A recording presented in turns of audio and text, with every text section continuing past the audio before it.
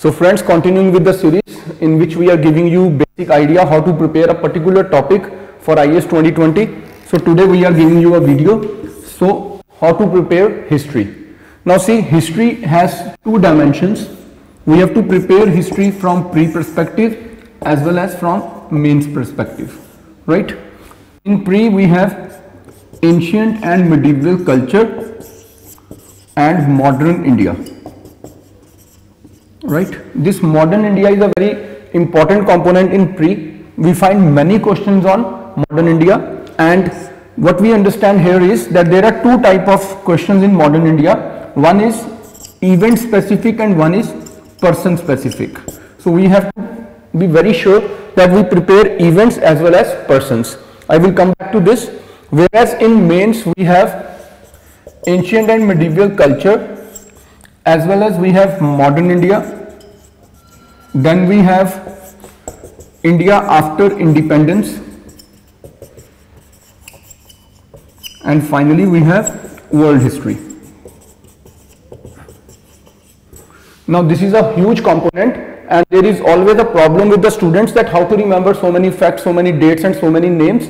So we will be making you understand this issue, that how things can be broken down, how flow, and in what way you can make some flow charts so that things became easily understandable and rememberable, right? Today we are going to discuss the sources and the methodology. So firstly, there is an issue that old and new NCERTs, right? So we always are in a dilemma that which NCERT is to be read. Now let me make you understand that the old NCERTs, the three NCERTs, the most famous NCERTs, R.S. Sharma for ancient India, Satish Chandra for medieval India, and Bipin Chandra for modern India, right? Now if I go to Arjun Dev for world history, that's again an old NCERT. So these are the four old NCERTs. Now the issue is that these are the most amazing books, full of information, and that too narrated in a story form.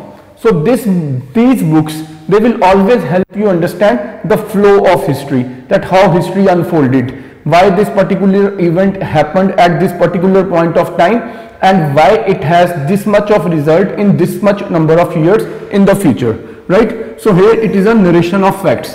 Whereas in new NCERTs that we call the themes, right? Themes in Indian history for +2, there are 3 themes. One is for ancient India, 2 is for medieval, and 3 is for modern India. And then if we go to the more basic level books, Our Past part 1, 2 and 3, this is 6th, 7th and 8th, ancient, medieval and modern, right? Now these books are, by the name as it is suggested, themes. So they don't narrate a story in a flow. They come up with abrupt facts but then give much important information about those facts without interlinking the things. So they share information in a scattered manner. Now the issue here is, अगर मैं पुरानी NCERT पढ़ता हूं तो मेरे को कहानी समझ आती है, अगर मैं नई NCERT पढ़ता हूं तो मेरे को बहुत इंपॉर्टेंट फैक्ट्स मिलते हैं. अब जो फैक्ट्स मिलते हैं न्यू NCERT से, यूजुअली एग्जाम में उन्हीं पे क्वेश्चंस आ रहे हैं. लेकिन इशू है कि हर क्वेश्चन में आपको 2 या 3 या 4 नीचे ऑप्शंस होते हैं. You have to tell whether one only is true, 1 or 2 are true or not true, 1, 2, 3, all the above, none of these, and in some of the questions 1, 2, 2, 3, 3, 4, all the above, things like this. So unless we know all the facts and the interlinking of the facts, at times it becomes difficult कि हम इस question को attempt कर पाए. अगर 4 में से मुझे 3 फैक्ट भी पता हो और 1 फैक्ट ना पता हो तो कई बार क्वेश्चन थोड़ा डिफिकल्ट हो जाता है. यूजुअली अगर हमने बहुत अच्छे से पढ़ाई की है and we have developed that knack कि हम मेथड ऑफ एलिमिनेशन यूज कर सकें कि ये इनमें से कोई एक पॉइंट इस सीक्वेंस में नहीं हो सकता, फिर तो चीजें इजी हो जाती हैं. बट उसी नैक को डेवलप करने के लिए स्टोरी भी पता होनी जरूरी है, राइट?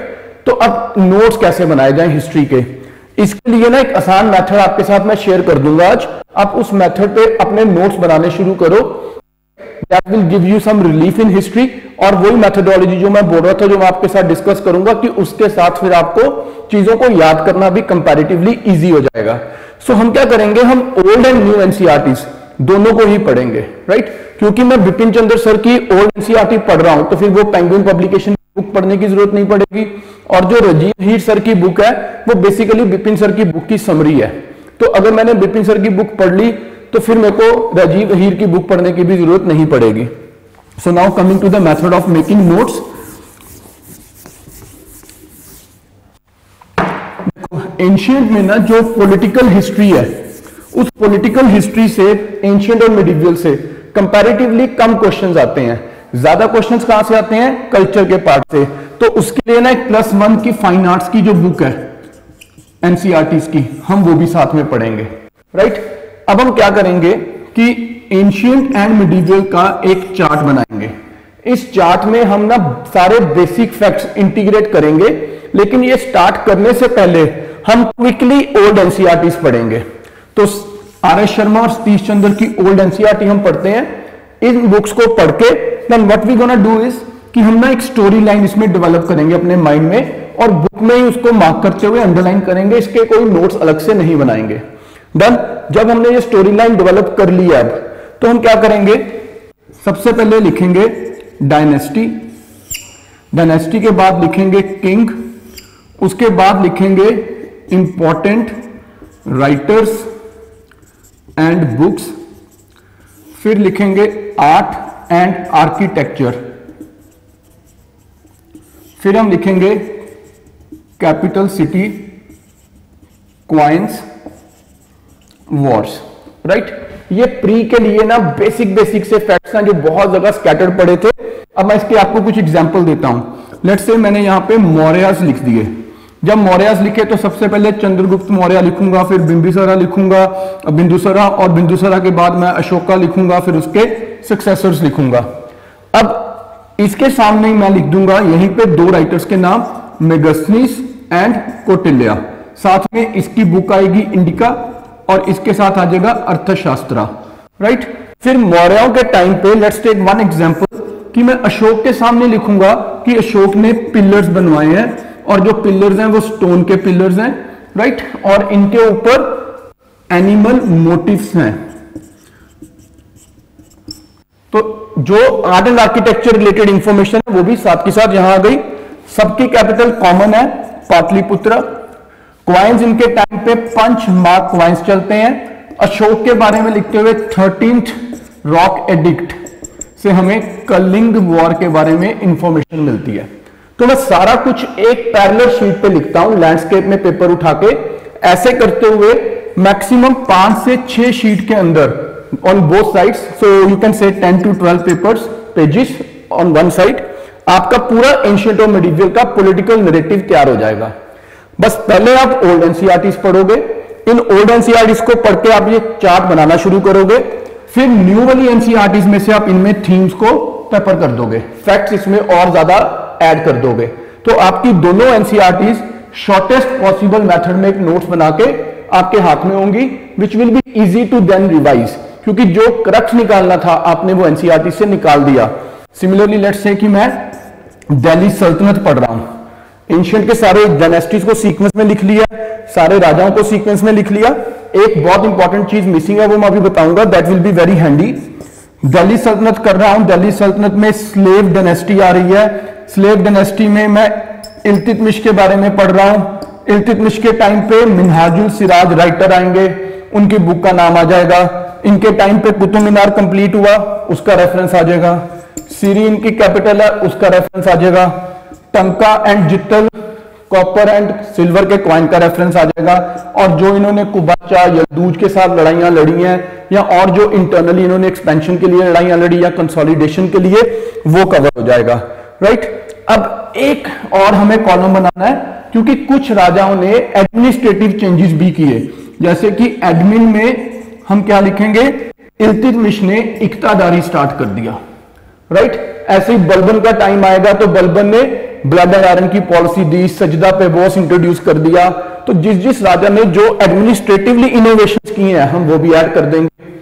अब एक चार्ट बनाते हुए बहुत मिन्यूट आइडिया जो है, जो बहुत इंट्रिकेट हो जाता है, स्टूडेंट्स को समझ नहीं आता, वो समझाता हूं, विच इज वेरी इंपॉर्टेंट।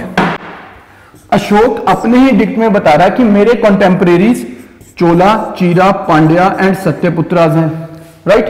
तो जब मुझे पता है कि ये लोग कंटेम्परेरीज हैं तो मैं इस कॉलम को थोड़ा ब्रॉड कर लूंगा और अशोक के कंपैरिजन में साथ साथ दूसरे राजाओं के बारे में लिख दूंगा कि ये इनके कंटेम्परेरीज हैं।